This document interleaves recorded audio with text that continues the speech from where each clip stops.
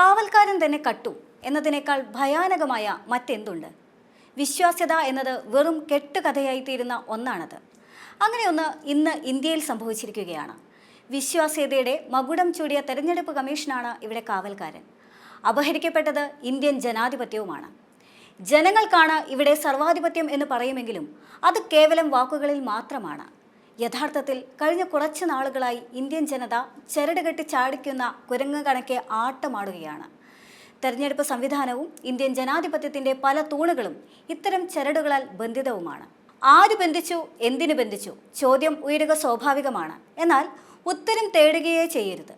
തേടിയാലും അത് പുറത്തു പറയരുത്. പറഞ്ഞാൽ രാജ്യദ്രോഹ കുറ്റവും തടവും ശിക്ഷയും അവർ തന്നെ വിധിക്കും. ഇത്തരമൊരു സംവിധാനത്തിൽ ഞാനിനി പറയാൻ പോകുന്ന കണക്കുകൾക്ക് പോലും ഒരു പക്ഷേ അർത്ഥം കാണില്ല. എന്നിരുന്നാലും തായ്വേരിറ്റുപോയ മാധ്യമ സ്വാതന്ത്ര്യത്തിൻ്റെയും ജനാധിപത്യത്തിൻ്റെയും നാരുവേരുകൾ ചിലതെങ്കിലും ബാക്കിയുണ്ട് എന്ന വിശ്വാസമാണ് ഈ കണക്കുകൾ ഇവിടെ പറയാൻ ഊർജ്ജം നൽകുന്നത്. കഴിഞ്ഞ ദിവസം ഒരു സർവേ റിപ്പോർട്ട് പുറത്തു വന്നിരുന്നു. കണക്കുകൾ സൂചിപ്പിക്കുന്നത് തെരഞ്ഞെടുപ്പ് കമ്മീഷന്റെ വിശ്വാസ്യതയുടെ ഗ്രാഫ് കുത്തനെ കുറയുന്നുവെന്നാണ്. വിവിധ സംസ്ഥാനങ്ങളിൽ centre for the study of developing സൊസൈറ്റീസിന്റെ ലോക് നീതി പ്രോഗ്രാം 2019-നും 2025-നും ഇടയിൽ നടത്തിയ പോസ്റ്റ് പോൾ സർവേയിലാണ് ഈ കണ്ടെത്തൽ നടത്തിയിരിക്കുന്നത്. BJP തുടർച്ചയായി അധികാരത്തിലെത്തുന്ന മധ്യപ്രദേശിലാണ് ഏറ്റവും കൂടുതൽ ഇടിവ്. 57% പേർ ഉയർന്ന വിശ്വാസ്യത രേഖപ്പെടുത്തിയിരിക്കുന്നത് 17% കുറഞ്ഞിരിക്കുകയാണ്. ഡൽഹിയിൽ 60%-ൽ നിന്ന് 21%-ആയും ഉത്തർപ്രദേശിൽ 56%-ആയിരുന്നത് 21%-ആയും കുറഞ്ഞിട്ടുണ്ട്.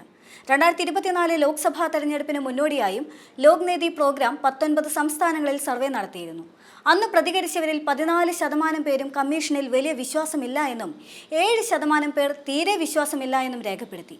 2019-ൽ ഇത് യഥാക്രമം 7ഉം 5ഉം ശതമാനമായിരുന്നു. ഇതിൽ പേരെടുത്ത് പറയാത്ത കേരളത്തിലെയും സ്ഥിതി മറിച്ചൊന്നുമല്ല എന്ന് പരമപ്രധാനമായ പരസ്യമായ രഹസ്യം തന്നെയാണ്. TN ശേഷൻ എന്ന മുൻ മുഖ്യ തെരഞ്ഞെടുപ്പ് കമ്മീഷണറെ ഇന്നും രാജ്യം ഓർക്കുന്നത്, ചരിത്രം രേഖപ്പെടുത്തുന്നത് സുതാര്യമായ നിയമങ്ങളിൽ അധിഷ്ഠിതമായ തെരഞ്ഞെടുപ്പുകൾക്ക് നേതൃത്വം നൽകിയതിൻ്റെ പേരിലാണ്.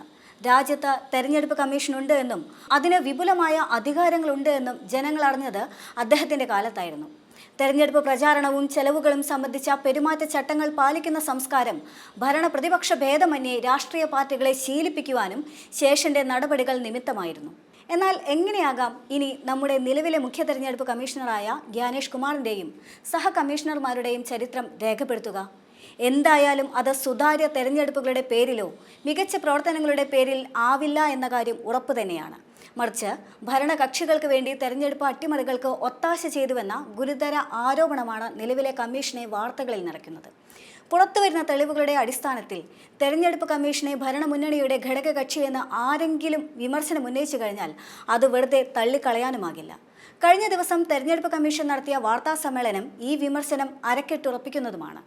ഏകദേശം 9 ദിവസം മുൻപ് മാത്രമാണ് പ്രതിപക്ഷ നേതാവ് രാഹുൽ ഗാന്ധി രാജ്യത്തെ ലോക്സഭാ നിയമസഭാ തെരഞ്ഞെടുപ്പ് കമ്മീഷന്റെ നേതൃത്വത്തിൽ തന്നെ കൊള്ളയടിക്കുകയാണ് എന്ന് ആരോപിച്ചുകൊണ്ട് വാർത്താ സമ്മേളനം നടത്തിയത്. പലവരും ആവശ്യപ്പെട്ടിട്ടും ഡിജിറ്റൽ വോട്ടർ പട്ടിക നൽകാതെ കമ്മീഷൻ തന്നെ കെട്ടുകണക്കിന് കടലാസിൽ നൽകിയ വിവിധ മണ്ഡലങ്ങളിലെ വോട്ടർമാരുടെ കണക്കുകൾ മുഴുവൻ ഉദ്ധരിച്ചുകൊണ്ട് വ്യക്തമായ തെളിവുകളോടെയാണ് പ്രതിപക്ഷ നേതാവ് മാധ്യമങ്ങളെ കണ്ടത്. കഴിഞ്ഞ ലോക്സഭാ തെരഞ്ഞെടുപ്പും ഹരിയാന, മഹാരാഷ്ട്ര നിയമസഭകളിലേക്ക് നടന്ന തെരഞ്ഞെടുപ്പുകളും മോഷ്ടിക്കപ്പെടുകയായിരുന്നുവെന്നും അദ്ദേഹം തെളിവ് സഹിതം സമർത്ഥിക്കുന്നുണ്ട്. ഒരുപക്ഷെ വോട്ടിംഗ് കൃത്രിമം സംബന്ധിച്ച് ഇത്രമാത്രം തെളിവുകളോടെ, സ്ഫോടനാത്മകമായ വിവരങ്ങളോടെ, കണക്കുകളോടെ ഒരു പത്രസമ്മേളനം ഈ രാജ്യത്ത് ആദ്യമായിരുന്നു എന്ന് തന്നെ പറയാം. ശേഷം പ്രതിപക്ഷ കക്ഷികളും വിവിധ മാധ്യമങ്ങളും ഈ വിഷയത്തിൽ നിരവധി തെളിവുകൾ പുറത്തുവിടുകയും ചെയ്തിരുന്നു. കേരളത്തിന്റെ ചരിത്രത്തിലാദ്യമായി BJPക്ക് ലോക്സഭാ പ്രതിനിധി ഉണ്ടായതും സമാന തട്ടിപ്പുകൾ വഴിയാണ് എന്ന് സംശയമുതിർത്തുന്ന നിരവധി തെളിവുകളും പുറത്തുവരികയും ചെയ്തിട്ടുണ്ട്. ഇവയെല്ലാം വിരൽ ചൂണ്ടുന്നത് ജനാധിപത്യത്തിലേക്കും അത് വിഭാവനം ചെയ്യുന്ന വിശ്വാസ്യതയിലേക്കുമാണ്. പക്ഷേ മേൽ സൂചിപ്പിച്ച ആ വിശ്വാസ്യത ഇടിഞ്ഞ വർഷമേത്? ആ വർഷം മുതൽ ഇന്ന് ഈ നിമിഷം വരെ ഇന്ത്യയിൽ എന്തെല്ലാം സംഭവിച്ചു എന്നതിന് ഞാനും നിങ്ങളും മാത്രം സാക്ഷി. ഇനിയുള്ള നാളുകളിൽ വിശ്വാസ്യത എന്ന വാക്കുപോലും വിലക്കപ്പെടാം. കണക്കുകൾക്ക് മേൽ പിഴ ചുമത്തപ്പെടാം. വാർത്തകളും രേഖകളും പ്രളയത്തിലോ മണ്ണിടിച്ചിലിലോ നഷ്ടമാകാം. ചരിത്രങ്ങൾ തിരുത്തിയെഴുതാൻ NCERT ഉള്ളിടത്തോളം കാലം വരും തലമുറ ഇതെല്ലാം ഒരുപക്ഷെ അറിയാതെയും വരാം.